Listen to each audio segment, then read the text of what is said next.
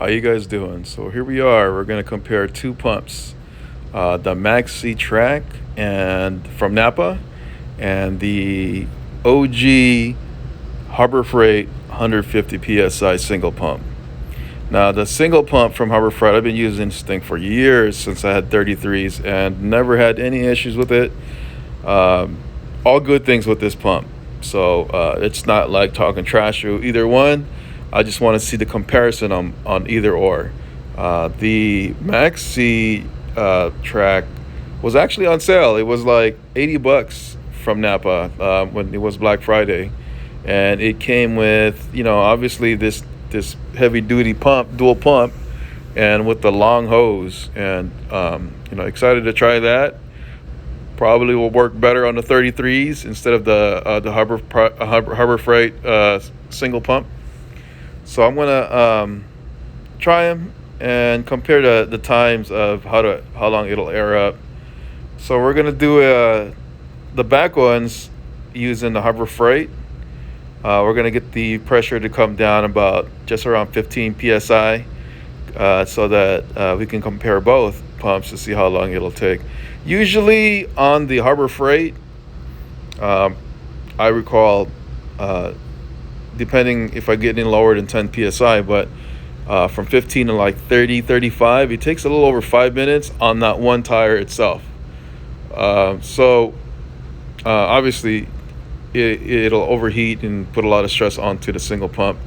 I don't know if you guys saw that. That's how I aired down. I actually bought that on eBay for like 10, 15 bucks. If you want to know the seller, leave me a message. I'd be glad to give that info to you if you like. So we're going to let that thing air down on the back, and then on the front, we're also going to air that down to about 10, 15 psi. And we're going to use the Maxi Track on this side here. So we're also going to air this thing down. And again, the mission here is to see exactly how long it'll take to air up on both pumps. And you guys saw that I also use a power tank, and that takes seconds. So investment wise, it's probably wiser to use the pump, the dual pump, instead of buying air.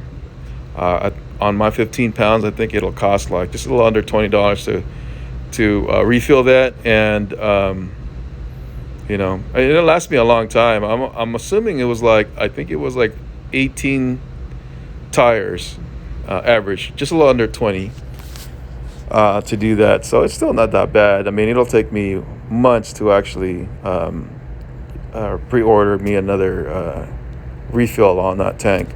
So you saw the gauge there. We're gonna get the pressure to come down about 10 to 15 psi. Hooking this thing up here to see where we're at. Okay, so it looks like we're just a little under 15 psi, so we're going to air it down a little bit more. So just to make it a little fair on both tires and for both pumps, to see exactly how long it'll take to air these things up. Now, again, there's nothing wrong with the Harbor Freight 150 psi pump, but it's been years I've been using this, so I have a feeling it might fail on me. Maybe not. I mean, who knows? I mean, I think if it would have failed, it would have failed at me now. I mean, this is like going out in the middle of the desert, 100 degrees, and trying to pump just 4 tires up, 37s, size tires. So let's see here. Now, what we're doing is making sure that it's just around 10 psi. I think the back ones, we got that one too, around closer to that. And we're going to compare it. And you guys will see right here in this video that I'm making that hopefully gives you an insight of which one you want to use to pump your tires. So let's do this. All right, so here we go. We're going to hook this thing up and find out exactly how long it'll take to pump a 37-inch tires from 10 psi to about 35, 40 psi. So we got the pump going on. Sorry, I don't have the. Oh, here we go. We're just turning it on now. I don't have the actual um, sound on the original video because the belt is actually squeaking and you couldn't even hear what I was talking. Yeah, I see right here, touching the side. Yeah, that was hot. That actually burned my fingers. Yeah, don't do that. Um, you guys saw 518, now you saw 523. So it took about a good 5 minutes to actually pump from like 10 to 15 psi to just about 45, somewhere around there on the pressure. So yeah, so it takes about 5 minutes to pump a 37-inch tire from down from 10 to 15 to 35, 40. And the Harbor Freight single pump was actually, the head on it, the heat sink was actually pretty hot. And I know what, I use that even at summertime, at 100 degrees out in the middle of the desert. So yeah, that's where we're at on that. So we're gonna try the next one, the Maxi track, and we're gonna see exactly what the pressure is on this one right now, on the 150 psi Harbor Freight pump, and I believe it was about 40 to 45 psi. So we're gonna fast forward that right now. You guys will see that unless you already did. Probably because of my bad editing, and I don't do this often, so apologize for that if you're seeing the video twice. But you know, it just gives you just an information of see where we're at in the ballpark. Oh, here we go. So 40, almost 45 psi, just a little over that. So I mean, again, Harbor Freight pumps are great. I would use it. If they go on sale again, I would probably buy another one and put it in one of my other cars. So pretty good. So now we're gonna start next the Maxi track on the front. So showing you guys the pressure on the front, and we're gonna hook this thing up. And I was actually pretty excited to try this one. So you can see how close that is to the engine bay, because the downside on it is the plugs. It's probably like only 6 feet compared to the Harbor Freight you just saw right there on the left, which is probably like 20 feet. So I mean, again, you can just rewire it. It's not a big deal. The hose is long enough anyway to go around the truck. So we're gonna plug this thing up. So you can see that I'm probably gonna change that connection right there. So, you know, it's kind of cheapo. Just like, it's exactly like the Harbor Freight ones. So I'm probably going to use the one where you can just manually engage it. So it's just, you know, it's easier to attach and detach, just like the power tank gauge that I was just using to check to see what pressure I'm at. So this pump is actually pretty noisy, of course, because it's got a bigger motor on it and it's got the dual pump. But if you look at it carefully on the gauge when I show here, look at that.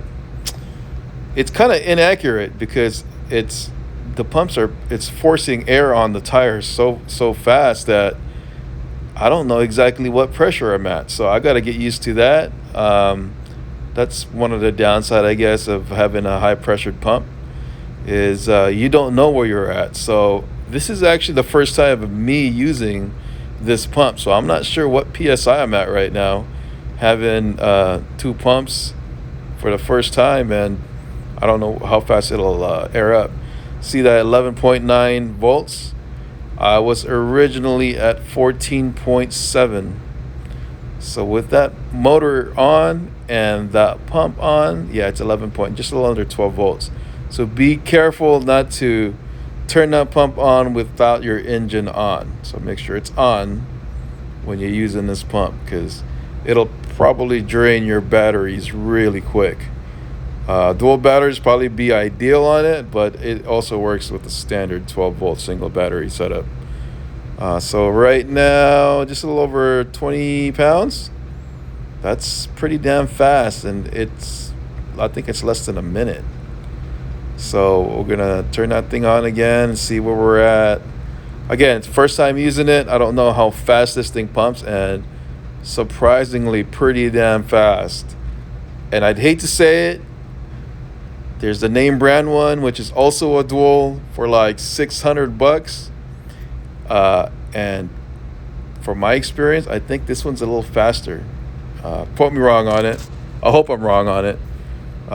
You know, $400 or $500 less pump, comparing it to the name brand one with the dual also, which is 4 times more expensive.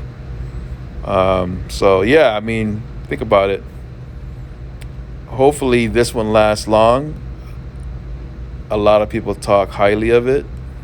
So, you know, I'm the guy that actually searches and see exactly if it's good or not and if it's worth my investment. And this is. So here we go, guys. That was it. Check this out. This is the last pressure check. Boom. What do you see there? That's pretty damn impressive, huh? And I don't talk a lot. So I'm assuming that was what? 2 minutes? A minute? That's pretty good. Thanks for watching, guys.